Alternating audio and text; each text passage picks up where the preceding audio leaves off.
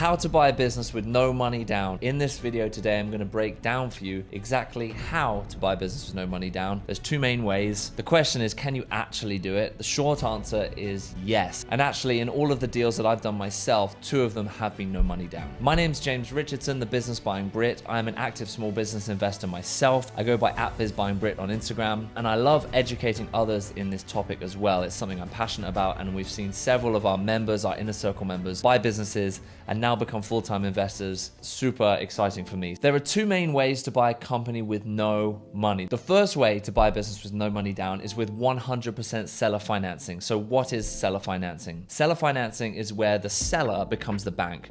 So they finance it and you pay them back over time and collect the interest. Now, you say to me, James, why would anyone want to sell a business for no money up front and accept the risk of someone taking over your business and paying you over time? Well, there's a couple of reasons. One is that they actually collect the interest. They actually collect more money. Two, they actually pay less in taxes, because if you defer these payments over time, they don't get so much of a capital gains tax liability. So their tax liability is reduced by doing this method. However, most sellers don't want to do this. They want to take the risk off the table and they want a lump sum in one go as a mixture of down payment and an SBA loan.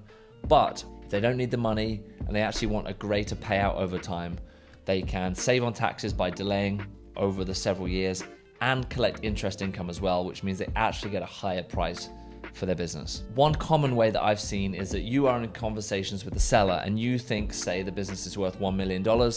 The seller thinks the business is worth $1.5 million. And so you just cannot meet in the middle on the price.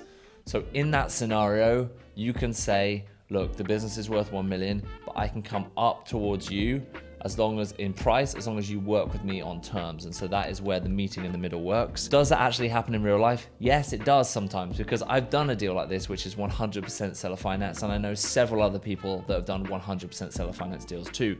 Is it common?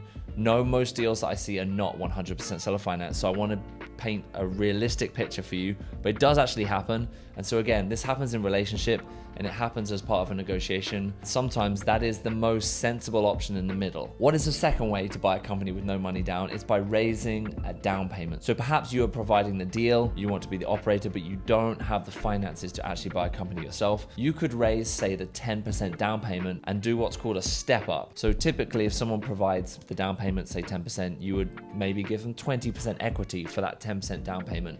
That's what's called a step up, where they get more equity than the percentage of what they put down. Now, that may make sense if they're an equity partner. However, if they're going to be active in the business, provide expertise, oversight, all of this stuff, then perhaps you actually do 50-50 equity. So someone provides a down payment and is involved from an oversight perspective, and you are still finding the deal, running the business, but you're meeting together for management meetings. In those types of situations, then maybe it's appropriate to do a step up to, 30, 40, 50, 60%. In this space, there are no rules. So actually on the more aggressive side of equity given away, there's the searcher models. There's a lot of people coming out of MBAs at the moment, and they get financial backers who back them to find a company. Now, these backers actually have control and they actually take a large amount of the equity in these deals. They can take 70, 80%, and actually the person who finds the deal, who runs the company, earns their equity over time. You may get a tranche of 8% equity, then another 8 based on milestones, then another 8. So you end up with, a quarter of the business, or maybe 30%. I don't really like the searcher model. I don't think it really rewards the person who's found the business and is running the business, because for only a quarter of the equity, that's not great in my opinion. I prefer deals where it's kind of more 50-50, and then you may be in a really fortunate position where you have someone that wants to back you, that doesn't really want to be involved, and they just provide a down payment for, say, 20% equity. Now, if you do that kind of scenario, then just know that if you do SBA financing, which is really common for businesses in the States, that anyone who has 20% or over has to sign a personal guarantee. So if you do agree 20% for 10% down payment, then maybe that person should actually have 19.99%, so they don't actually have to sign the personal guarantee. So how do I know that raising a down payment can work to buy a business with no money down? Well, guess what? I've done one of those deals as well. So again, I see this actively in the marketplace a lot. I've done one of these. So this is another legitimate way to buy a company with none of your own money. Now, I would not be a good coach or mentor if I left the video there.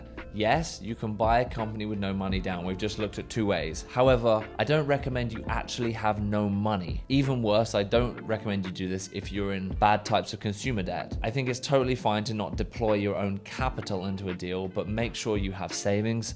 Make sure you don't have credit card debt hanging over your head. And also, while you're at it, you want to have some life experience and ideally some management experience if you're going to go into this world. So in summary, you don't need to deploy your own capital, but just remember, this isn't a get-rich-quick scheme when you've got nothing. You need to have some sort of safety net, and you need some sort of access to capital, even if you're not putting it into the deal yourself. Remember that cash or access to cash is so important when you're running a business. Cash is the lifeblood that keeps the business running. Hey, thanks for watching my video today. If you are interested in buying a small business, then I can help you do that. Book a discovery call with me today, and I'd love to talk with you about My Inner Circle and how it's helped several people now buy their own business and quit their job.